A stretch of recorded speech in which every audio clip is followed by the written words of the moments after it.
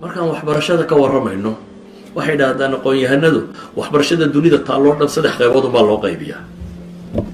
waxbarashada dunida taalloo dhan waxaan waxbarashada xoog uga warramayaa waxa weeyaan dee ilmahan intaynu iskuul geyno ayna wax dhaba ku darsanin. si awgeed waxaan rabaa inaan tilmaamo waxbarashadu khatarteeda iyo waxa loo dhigaa wuxuu yahay iyo natiijada productkay soo saartay saynu arkarno.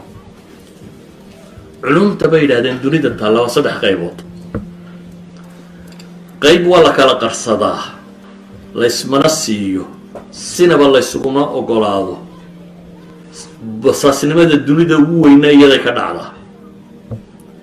qaybna waa laysku qasbaa, sankaa layska geliyaa, waa laysa siiyaa, waa la maalgeliyaa qofka baranaya. qaybna waa la kala gataa bay yidhahdaan. waxbarashada dunida taallaa bay yidhahdaan waa 3 qaybood. qaybta koowaad ee aan sinaba laysu siin waxay dhahaan waa culuum siyaada. waa culumta keenta wadan inuu dhaqaalaha dunida ama hogaamiyo ama xoogga dunida hogaamiyo ama waxaan hogaamiyo. waa culumta ku saabsan bay leedahay maalan nuclear weapon iyo wixii ku saabsan laysuma ogola. ciddii xariiqdeeda xaggeeda soo egtana haddii la tumi karo waa in la tumaa. waa culumta ku saabsan cilmi alfadaa, cirka iyo waxaan loo diray iyo wixii ku saabsiisan. waa culumta ku saabsan hubka oo dhan iyo teknolojiyada ku saabsan. waa culumta ku saabsan core ideaha ay leeyihiin shirikaadkan waaweyn ee dunida ka jira. shirkadana ma bixiso core idea. maalan coca cola 100 iyo dhowr sannadood buu hadda secretiyey oo ay leeyihin mar kasta dunida 2 qof oo qura og xataa waxaa meesha ka jiro oo dhan. meel bay ku qarsoontahay, banki bay taallaa, 2 injineer oo quraa loo sheegaa waxaasaa la isugu qaldo. that's all. cid kale ogi ma jirto. 100 iyo dhowr sannadood bay hadda maraysaa. idan aqoomaha dhaqaalaha abuura, xoogga abuura, taliska abuura, waxaa abuura laysma siiyo. waxay yidhaahdaan dunida marka la eego basaasnimada ugu badanina waa meesha ay ka jirto. waxa ugu badane laysbasaasaa waa in aqoon la xado. weliba bay leeyihin waa meelaha inta isku jaalka ay xataa isbasaasaan isxadaan. sanada qaar bay waxay leeyihiin westranka basaasnimadii ugu badnaa isku sameeyey. waxaanay ku saabsiisan tahay maxay? core ideas la kala xadayo oo waxaa ku saabsan.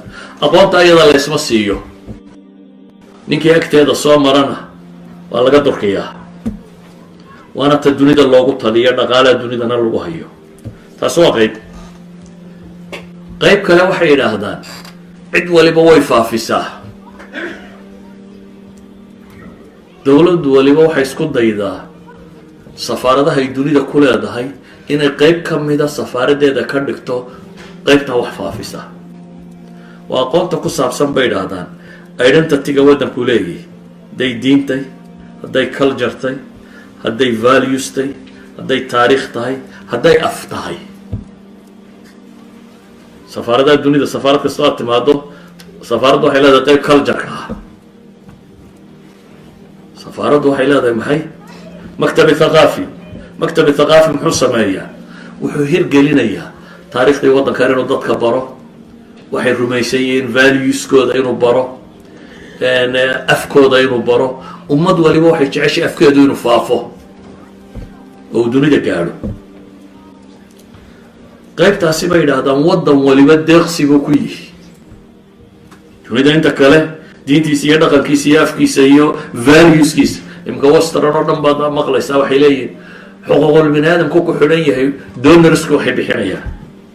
xuquuqda la sheegaya waa maxay? waa afkaartay reer galbeedku rumaysan yihin. ama l b g t dheh ama kandhe ama waxandhe ama waxandhe waxoodaasay ku xidhan yahay deeqaha la bixinayo, waxa la samaynayo, politicska booska la iska taagayo. idan waa valueskoodii bay faafinayaan. waa xun iyo waa san iyo kaasna iska damayso. waa valueskoodii baa faafinaya. waddan waliba wuxuu tijaabinaya afkiisa siduu noqon lahaa maxay? af international oo dunida laga yaqaano.